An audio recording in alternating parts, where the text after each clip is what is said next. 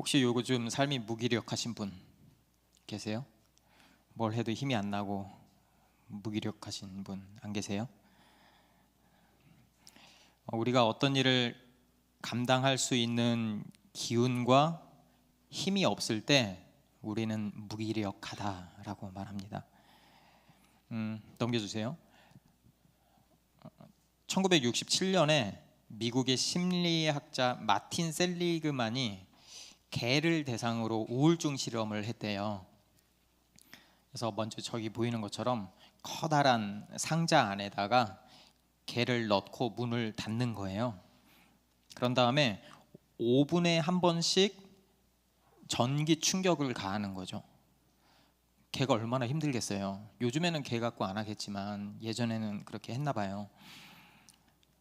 처음에 전기 충격을 당한 개는 어쩔 줄을 모르죠. 그래서 이 상자를 탈출하기 위해서 몸부림칩니다. 근데 계속 탈출에 실패하죠.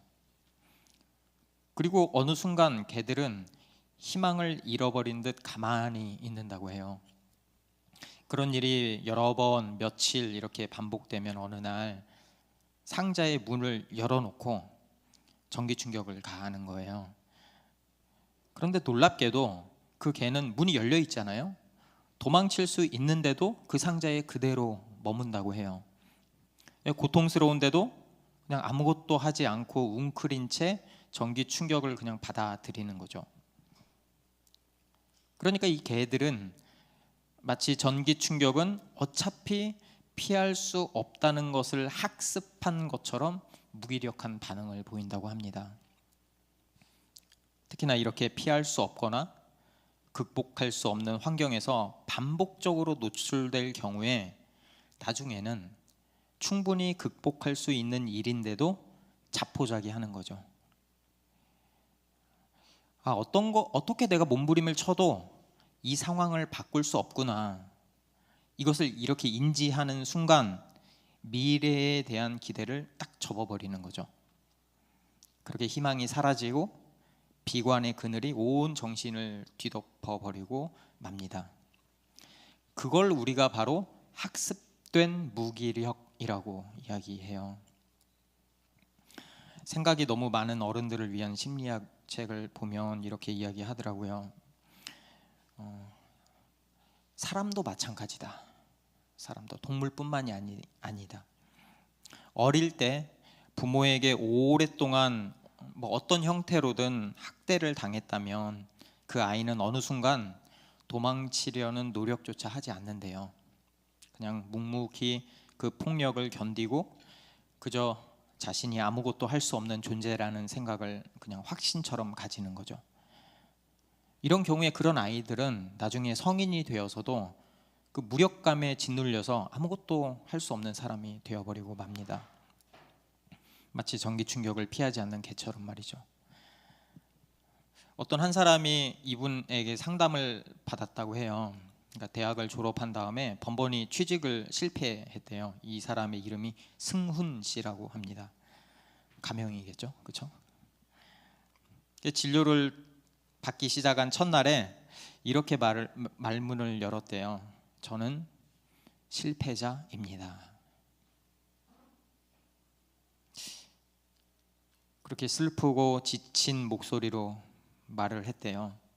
그 사람을 보니까 아무런 희망도 남아있지 않고 앞으로 어떻게 살아야 할지 막막하대요. 왜 그 사람은 그렇게 자신감을 잃었을까? 왜 이렇게 해낼 수 없을 거라고 생각을 할까? 그의 그 습관적인 무기력은 어디서 비롯된 것일까? 그거를 한번 찾다 찾아보니까 그 시작이 4살 때부터였대요. 이제 그 승훈 씨가 굉장히 잘 부유한 집안이었는데 아버지가 부도를 맞은 거예요. 그러니까 채권자들이 막 찾아오잖아요. 돈을 달라고. 막 사람들이 찾아와서 행패를 부리고 그 어머니가 막 울고 불고 했던 그 장면이 그 아이한테 또렷이 박혀버린 거예요. 아버지는 그 충격을 이기지 못해 술에 절어 살고 술을 마시면 어김없이 집에 들어와서 아내를 때리고 자식들을 때리면서 그 감정을 푼 거죠. 그때 그 우울하고 병약한 어머니가 그 4살짜리 그 그 아이한테 의지하기 시작한 거예요. 그러니까 그 아이가 어떤 마음이 들었겠어요? 내가 집안을 일으켜서 기필코 엄마를 기쁘게 해주고, 이런 마음이 들었잖아요. 그래서 막 악착같이 공부를 했대요. 그런데 그렇게 아무리 노력을 해도 아버지가 그걸 인정해주지 않는 거예요. 그러니까 조그만 실수를 하더라도 막 입에 담지 못할 욕을 하면서 때리는 거예요. 그 아이가 4살이었던 아이가 지금까지 이렇게 쭉 커온 거죠. 그 아이가, 그런 환경에서 자란 아이가 무기력이 어떻게 학습되는지를 보면 제가 한 4가지로 한번 나눠봤어요. 첫 번째가, 가족의 힘으로는 어찌할 수 없는 경제적 몰락에 충격을 받고 세상이 무섭다는 사실을 배운다. 첫 번째죠. 두 번째는, 한숨 짓고 우울해하는 어머니 때문에 그의 무력감은 한층 더 학습된다. 세 번째는, 난폭한 아버지에게 당하고만 있는 그 어머니를 보호하지 못하는 그 자신이 너무 초라하고 무기력하게 느껴진다. 네 번째는, 그럼에도 불구하고 자신은 이러한 가족 관계로부터 빠져나올 수 없다고 여긴다. 이러면 무기력해져요. 그러니까 간절하게 구원을 얻고 싶은데 구원해 줄 사람은 나타나지 않았고, 결국에는 모든 것을 혼자 짊어지고 가야 하는 거죠. 그래서 그 사람이 이렇게 이야기했어요. 나는 마치 길 잃은 어린아이 같은 기분으로 여지껏 살아왔습니다 라고 말이죠. 우리가 살다 보면 참고 견디는 것 외에는 아무것도 할 수 없을 때가 있죠. 그렇죠? 도움만 간절히 원하는 순간이 있죠. 그럴 때면 저도 그렇지만 자신이 너무 초라하고 보잘것없게 여겨지죠. 그게 계속되면 무력감을 느끼는 거죠. 이렇게 학습된 무기력은 우리의 가정에서나 학교에서, 우리의 삶 가운데, 직장에서 매일같이 벌어지는 거예요. 그렇게 실패 경험이 쌓이고 현재 상황을 변화시킬 수 없다는 경험이 누적될 때마다 우리의 무기력은 계속 학습되고 학습되어서 우리의 행동을 지배하게 되는 거죠. 오늘 본문을 보면 본문에서도 인간이 얼마나 약하고 무기력한 존재인지 그려지고 있어요. 인간, 지상 최강의 영장류죠. 그런데 그 인간도 병에서는 자유롭지 못한 것 같아요. 죽음에서 자유롭지 못한 거죠. 지금도 그런데 하물며 2000년 전에서는 말해서 뭐 하겠어요. 많은 사람들이 병들었고 치료받지 못하고 그들을 향해 스며들고 있는 그 죽음의 그림자를 무기력하게 바라볼 수밖에 없었죠. 아니, 그게 당연하다고, 자연의 순리라고 여기면서 무기력하게 받아들여야만 했죠. 그 이유가 왜 그럴까? 성경에서는 그 이유가 바로 인간의 죄 때문이다 라고 말해요. 생명을 주시는 하나님을 떠난 결과가 죽음이라는 거죠. 그러니까 인간뿐만이 아니고 모든 생명체가 죽을 수밖에 없는 거죠. 그러니까 여기서 우리가 알 수 있는 건 원래부터 인간에게 죽음이 있었던 건 아니라는 사실이에요. 그런데 이렇게 된 거죠. 여기서 병에 걸린 사람들, 그리고 귀신 들린 사람들이 나오거든요. 그러니까 여기서 병에 걸린 사람들, 귀신 들린 사람들은 어떤 특정하게 병에 걸린 사람을 의미하는 게 아니고 우리 모두를 이야기하고 있어요. 우리 모두가 깨어졌기 때문에, 우리 모두가 죄인이기 때문에 우리 모두가 죽을 수밖에 없고 사탄의 노예가 되어서 살아갈 수밖에 없는 존재다라는 것을 이 짤막한 에피소드를 통해서 보여주고 있는 거죠. 그리고 성경은 모든 사람이 다 죄의 종이며 공중 권세 잡은 사탄을 따라 살아가는 존재라고 말합니다. 요한복음 8장 34절 보면 이렇게 말씀해요. 예수께서 이르시되 진실로 진실로 너희에게 이르노니 죄를 범하는 자마다 죄의 종이라. 그러니까 우리가 죄인이니까 죄를 범할 수밖에 없죠. 죄의 종일 수밖에 없죠. 여러분은 무엇을 바라보며 살고 계세요? 여러분이 그 지향하는 그 꿈, 지향점이 있습니까? 저도 제 지향점이 뭔지 잘 생각을 해봤어요. 삶의 모습이 어땠으면 좋을까. 그런데 그거를 파고 들어가다 보니까 결국 그 끝에는 생명을 향한 욕망하고 연관돼 있더라고요. 저를 보니까. 그러니까 제가 돈을 버는 것도, 열심히 운동을 하는 것도, 가정을 이루고 살아가는 것도 결국 이게 다 살아있을 때 의미가 있는 거잖아요. 잘 살기 위한 욕망이 제가 어떤 걸 한다, 어떤 거를 원한다는 거에 투영이 돼 있더라고요. 근간이 무너지면 그냥 다 쓸모없는 거죠. 그런데 바로 그 지점, 살고자 하는 그 욕망의 그 지점을 사탄이 딱 쥐고 흔드는 거죠. 그러니까 죽음 앞에서 우리는 모두 무기력한 존재죠. 어떤 희망도 없죠. 오늘 등장하는 시몬의 장모도 마찬가지입니다. 열병에 걸린 그녀에게 죽음의 그림자가 드리워져 있죠. 그때 예수께서 그녀 곁으로 나아가서 그녀의 손을 잡아서 일으키십니다. 그러자 놀라운 일이 일어나요. 여자는 순식간에 열이 내리고 누운 자리에서 일어나죠. 이 손을 잡아 일으킨다, 이런 행위는 구약 성경을 보면 영적으로 무너진 이스라엘 백성의 회복을 뜻합니다. 예수님은 한 사람의 손을 잡아서 일으키셨죠. 죽음의 그늘 아래 무기력하게 있던 그 여자는 이제 온전하게 회복되었습니다. 이 이야기가 의미하는 바가 뭘까? 이 이야기는 예수님께서는 질병도 다스린다라는 걸 보여주는 거죠. 그분이 손이 닿기만 했는데도 열병이 씻은 듯이 나았어요. 그리고 마가복음을 보면 이 질병에 대한 예수님의 그 권위를 보여주는 치유 사건이 30번, 정확하게는 모르겠지만 30번 넘게, 30번 가까이 이렇게 나와요. 그러니까 예수님은 내가 너희의 질병의 치유자다 이렇게 말만 하시는 게 아니고 실질적으로 치료하심으로써 그 권위를 발휘하신 거죠. 정말로 예수님은 많은 병자들을 고치시고 많은 귀신들을 쫓아내셨습니다. 이럴 때마다 제가 궁금한 게 있어요. 굳이 왜 우리를 이렇게까지 치료해 주시나? 왜 굳이 아무 상관없어 보이는 한 사람을 그렇게 치료해 주시나? 상식적으로 이해가 되지 않아요?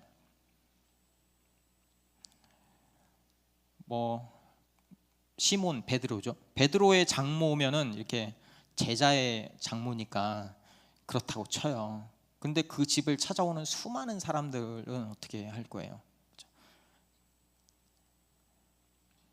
요즘에 생각해 보면 이 사회에서는 주고받는 게 당연하죠. 그렇죠? 기브 앤 테이크라고 하잖아요. 그러니까 뭔가를 줬다는 거는 거기에 합당한 대가를 치러야 한다는 말인데, 예수님은 우리한테 어떤 대가도 치르지 않는 거예요. 아무런 대가도 요구하지 않는 거죠. 그저 무기력한 죄인인 우리를 그냥 잡아 일으키는 거죠. 예수님이 은혜를 베푸신 거죠. 저는 여기서 사랑이라는 한 단어 말고 다르게 설명할 수 있는 방법이 있을까? 저는 찾지 못했어요. 그렇게 예수님이 귀신을 쫓아내고 병을 치료한다는 소문이 그 동네에 삽시간에 퍼지기 시작합니다. 그리고 사람들이 몰려오는 거죠. 그렇죠? 32절, 33절을 읽어보겠습니다.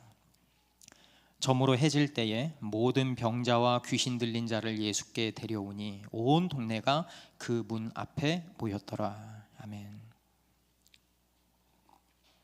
여기서 저물어 해질 때에라는 표현이 굉장히 흥미로워요. 유대인들은 우리나라하고 다르게 하루 해질 때가 새로운 하루가 시작돼요. 해질 때. 그 말은 바로 전에 예수님이 회당에서 귀신 들린 자를 내쫓았잖아요. 귀신을 내쫓았잖아요. 그때가 안식일이었죠. 그러니까 지금 같은 날이거든요. 장모를 고쳐주는 것도.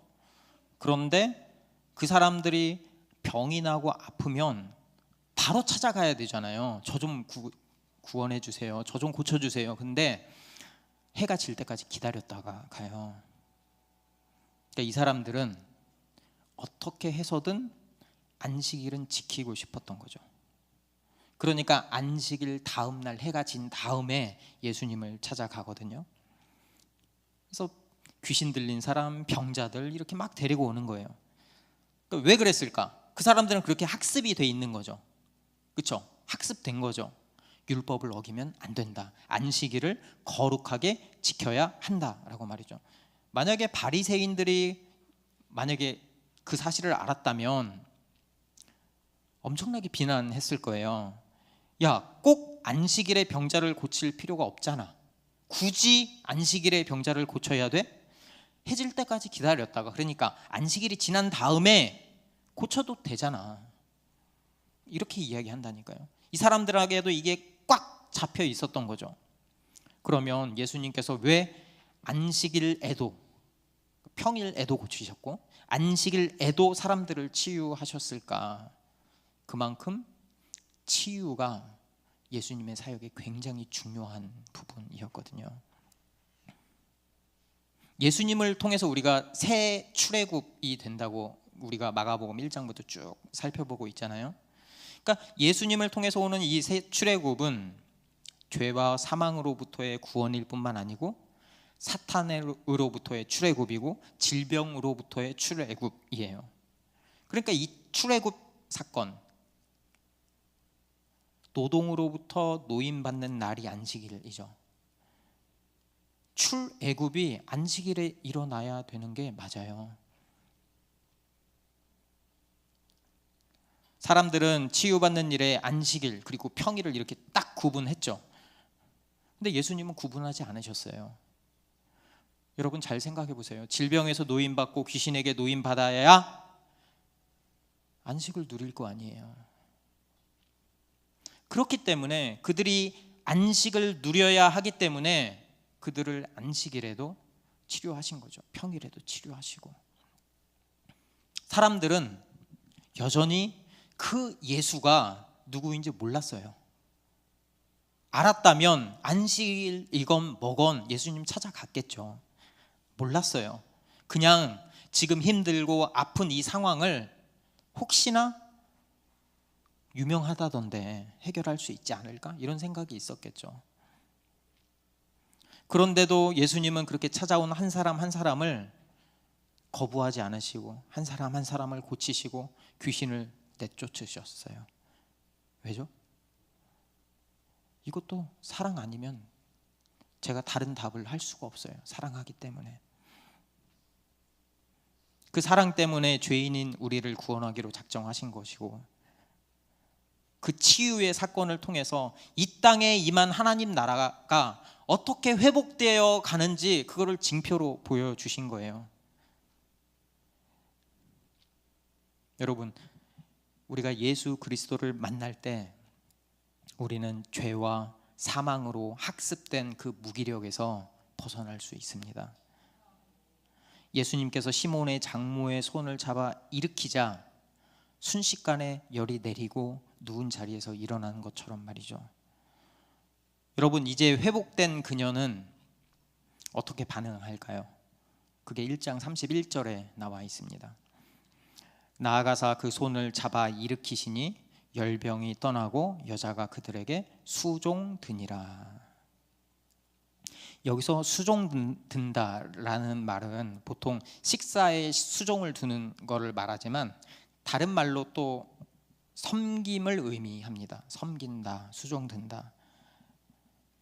그래서 우리가 에베소서 아니죠. 마가복음 1장 13절에서 천사들이 예수를 수종들더라도 이 단어를 써요. 그리고 예수님이 이 땅에 섬기러 오셨다라고 할 때도 이 단어 수종든다는 단어를 씁니다. 마가복음 10장 45절 보겠습니다. 인자가 온 것은 섬김을 받으려 함이 아니라 도리어 섬기려 하고 자기 목숨을 많은 사람의 대속물로 주려 함이라.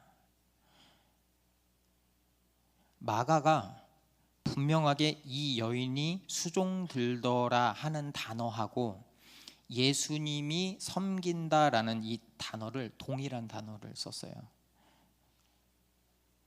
그러니까 자기 목숨을 던지면서까지 섬기는 예수님처럼 그 은혜를 받아서 치유받은 그 여인 역시 모든 것을 다해서 예수님을 섬기고 있는 거죠. 그게 믿는 사람들의 합당한 반응입니다. 이런 섬김이 어떻게 가능할까요? 여러분, 단순하게 병을 고쳐줘서? 그럴 수도 있죠. 우리가 질병에서 노임받는 게 굉장히 중요하잖아요. 그렇죠? 하지만 여러분, 그렇게 고침 받아도 결국에는 죽잖아요. 그리스도인이라도 결국에는 질병이나 노화로 죽어요. 사고를 통해서 죽을 수도 있고. 예수님의 그 사랑을 그저 이 땅에서의 행복이나 마음의 평안함 정도로 여긴다면 대안은 많습니다. 굳이 예수님 믿을 필요 없어요. 다른 종교들이 얼마나 많은데요.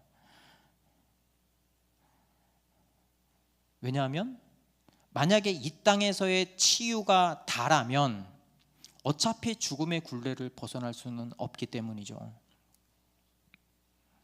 그러니까 예수님이 그에게 나아온 병자들을 고치시고 귀신 들린 사람을 귀신을 쫓으시고 한 거는 그냥 그렇게 치유해서 끝내려고 오신 게 아니죠. 그거는 맛보기죠. 천국은 이렇다 하는 맛보기, 식전 에피타이저 같은 거죠. 예수님은 훨씬 더 큰 일을 하기 위해서 이 땅에 오셨습니다. 예수님은 사탄이 지배하고 있는 이 땅의 죄와 사망의 권세를 물리치려고, 그래서 온전한 하나님의 나라를 이 땅에 임하게 하려고 오신 거죠. 그분이 왜 십자가에서 죽을 수밖에 없었을까요? 바로 우리의 죄 때문이죠. 아이러니하지 않아요? 하나님의 아들 예수가 죽음의 그늘 아래에서 살아가는, 그렇게 깨지고 절망 가운데서 살 수밖에 없는 무기력한 우리를 위해서 자신의 생명을 내놓으신 거죠. 우리의 죄를 짊어지고 십자가에 못 박혀 죽으셨고 부활하심으로 이 모든 죄의 문제를 해결하신 거죠. 그분이 다 하셨어요. 우리가 한 게 있나요? 그게 바로 우리한테 좋은 소식이 되는 거죠. 굿뉴스, 복음이 되는 거죠. 우리가 그 예수님을 주와 그리스도로 믿고 고백한다면 우리는 이미 임한 하나님 나라에 들어갈 수 있어요.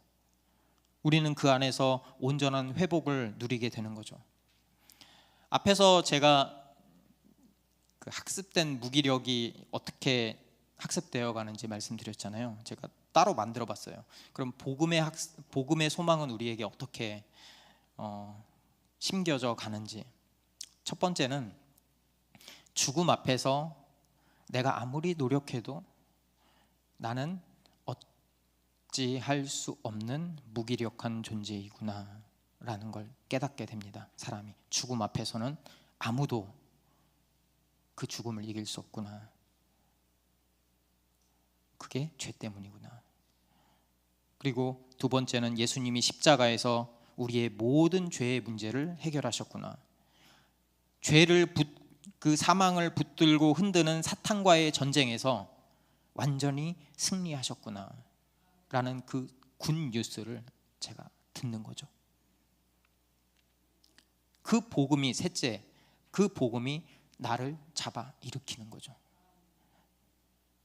그 복음으로 내가 새롭게 태어나고 우리는 무기력에서 벗어나게 됩니다. 그러면 네 번째, 이제 우리는 무기력이 아니라 하나님 나라에 살아있는 소망을 품고 살아가게 되는 거죠. 그래서 지난주에도 제가 말씀드렸지만 똑같이 팀 켈러는 예수님을 이렇게 기록하는 거예요. 나를 따라오너라, 다른 그 무엇이 아닌 네가 그토록 찾던 그 왕이 바로 나다. 그러니 나를 따라오너라. 나는 만물의 저자이나 너를 위해 낮아졌다. 그러니 나를 따라오너라. 내 믿음, 너의 행동이 엉망일 때 내가 너를 위해서 십자가에 죽었다. 나는 내게 조언이 아니라 소식을 가져다 주었다. 내가 너의 진정한 사랑이요 생명이다. 그러니 나를 따라오너라. 예수님이 그렇게 말씀하고 있는 거예요, 여러분에게. 제가 어제 두 번째 그 로그 크루에 갔어요. 아침 7시에 일어나는 게 이렇게 힘든 일인지 몰랐어요. 어떻게 해요? 간다고 했는데. 그래서 아침에 딱 모이자마자 달리기 시작했어요. 한 100m 뛰었나? 심장이 콩캉콩캉 뛰기 시작하는 거예요. 막 숨이 가쁘게 막 몰아치는 거예요. 근데 그 리더분이 제 상태를 여기 쏙 보고 아시더니 천천히 뛰어가시더라고요. 천천히 내가 따라갈 만하게 이렇게 뛰어가시더라고요. 그리고 왔다 갔다 왕복을 해서 이렇게 보니까 한 5.7km 뛰었더라고요. 만약에 혼자였다면 저는 절대 그렇게 뛰지 않았을 거예요. 절대 일어나지도 않았을 거예요. 벌써 포기하고 도망갔을 거예요. 그런데 그렇게 모인 잘 뛰는 그 분들이 세심하게 배려해주고 섬겨주고 잘 맞춰주니까 제가 멈추지 않고 포기하지 않고 달려갈 수 있는 거죠. 그러니까 서로 사랑하고, 사랑하는 마음이 있으니까 배려해 주는 거잖아요. 사랑하고 배려해 주고 섬기는 삶, 그게 바로 예수님을 따르는 우리가 나아가야 될 길이에요. 물론 여전히 우리는 삶을 통해서 어려움을 겪고 아프고 그리고 죽음의 순간을 맞이하죠. 그럼에도 우리가 이제는 두려움에 떨거나 그런 학습된 부정적인 생각에 사로잡혀서 무기력하지 않는 이유는 우리는 알고 있거든요. 예수님이 이미 사탄을 이기셨다 하는 그 사실을 말이죠. 우리의 그 삶의 그 아프고 깨어진 흔적들을 보면서 내가 아무리 기도해도 내 뜻대로 움직여지지 않는 그 상황을 통해서 때로는 원망이 나오기도 해요. 왜 주님은 내 생각대로 이렇게 문제를 해결해 주지 않습니까? 우리가 주님의 그 뜻을 다 알겠어요? 알 수 없는 경우가 더 많은 것 같아요, 저를 보면. 그런데 우리가 그 절망의 무기력에서 넘어지지 않는 것은 우리를 구원하신 그 주님이 가장 선한 길로 우리를 인도해 주실 것이라는 그 사실을 우리가 알고 믿기 때문입니다. 그리고 우리가 죽을 수밖에 없지만 우리의 그 죽음이 이 땅에서 끝나는 것이 아니라 영원한 하나님 나라에 연결되어 있다는 사실도 우리가 알기 때문이죠. 그렇기 때문에 우리는 영적인 무기력에 빠지지 않고 영원한 하나님의 나라를 소망하면서 살아갈 수 있는 거죠. 그래서 우리 모두 그 사람들, 열병 걸린 장모나 안식일 지킨다고 막 믿음 없이 예수님 찾아가는 그 사람이나 우리랑 다를 게 뭐가 있어요? 다 온전한 믿음은 없고 우리의 능력으로는 아무것도 할 수 없는데 그리스도가 다 하셨거든요. 그러니까 우리가 바라봐야 할 대상은 오직 예수 그리스도입니다. 죄와 사망의 권세로 지배하는 그 사탄의 권세를 이길 힘은 오직 예수 그리스도께 있습니다. 그 분이 사탄을 물리치고 하나님의 나라를 회복시킨 진정한 왕이십니다. 그래서 저와 여러분 모두가 예수 그리스도의 그 사랑을 경험하기 원합니다. 주님이 걸어가신 섬김의 그 길, 그래서 우리도 기쁨으로 걸어갈 수 있는 거예요. 짐이 아니고 기쁨이 되는 거죠. 그리고 이 땅 가운데 그 그리스도의 섬김의 사랑이 우리 로그 교회의 모든 공동체를 통해서 드러나기를 소망합니다. 함께 찬양하면서 기도의 자리로 나아가겠습니다.